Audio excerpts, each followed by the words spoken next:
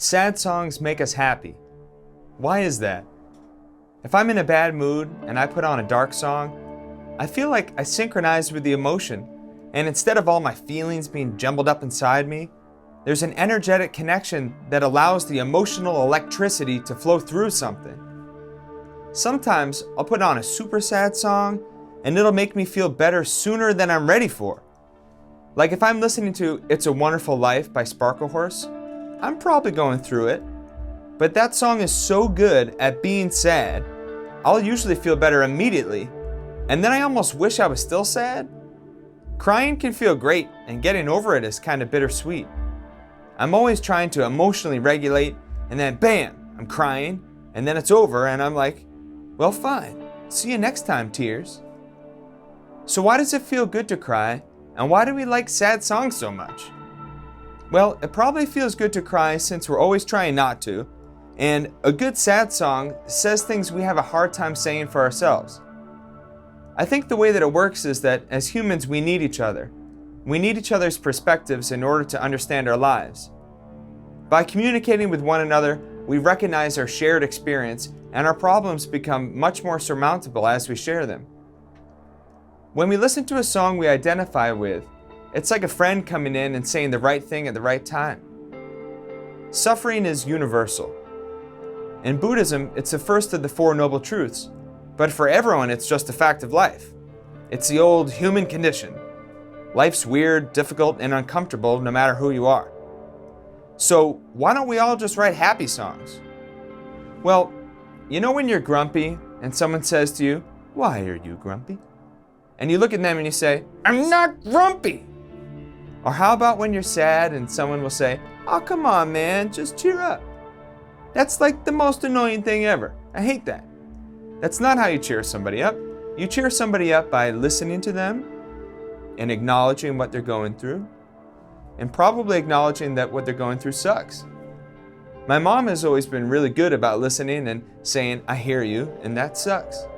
And I really appreciate that because I've had plenty of annoying, angsty phases that we'll dive into when we get to the punk rock episodes.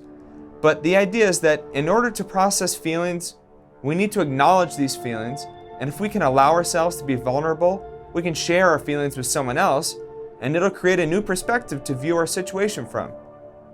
And I think with music it's the same way. Taylor Swift writes songs about heartbreak and becoming confident, and it helps us feel better. We recognize she's being real with us, identify with what she's saying, and we have like a little 3-minute therapy session. My fondest Taylor Swift memory is when Shake It Off came out, and my friend Petey and I became completely obsessed with listening to it on repeat.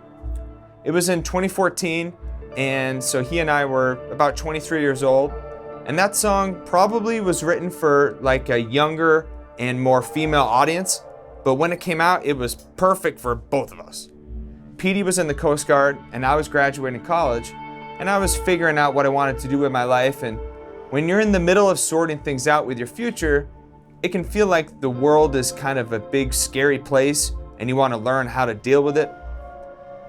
So besides having a fun beat and an exuberant, joyful sound, Shake It Off was really great for us at the time, because I felt like it was helpful for reaffirming our feelings about like staying true to ourselves, not letting the world get us down. And to be honest, even liking the song itself was fun because we were young, tough men, and here's this nice song from a cute pop star, and you know, that's rebellion for you. So Taylor Swift's breakup songs aren't about her awful boyfriend, they're about our awful boyfriends, or girlfriends, or whatever. When she says, "We are never, ever, ever getting back together," I'm like, hell yeah. We don't need that garbage in our life anymore. We have more self-worth now, and we don't need to subject ourselves to patterns of insecurity and self-doubt. It's over, and we are never, ever, ever getting back together. We are all experts in emotional turmoil and authenticity. We know when somebody's being a big phony, and we don't like it. If they're being fake with us, we won't buy it. Music can articulate feelings and help us connect to who we are in a way we otherwise wouldn't be able to. We can send each other mixtapes and playlists. We can find God or the universe, and we can get confidence to do a workout. Music is helpful in so many ways, and I'm happy we have musicians and a world of music fans that share the music, because it allows the whole thing to keep improving people's lives. And I'm even grateful for the big corporations, because they've done a lot for distribution, regardless of how evil they might be. So next time you're sad and you listen to a sad song, just remember we're all going through it, and I'm happy we have a way of dealing with it. Great songs say things we don't have words for and provide an environment for us to work through life's challenges. They give us a chance to process things with someone else while still being alone. I'm happy we have sad songs. And I love Taylor Swift, and I don't care who knows it. Join us next week when we ask ourselves, Clapton is God? Thanks for watching. Please like, comment, subscribe, and let me know you're out there.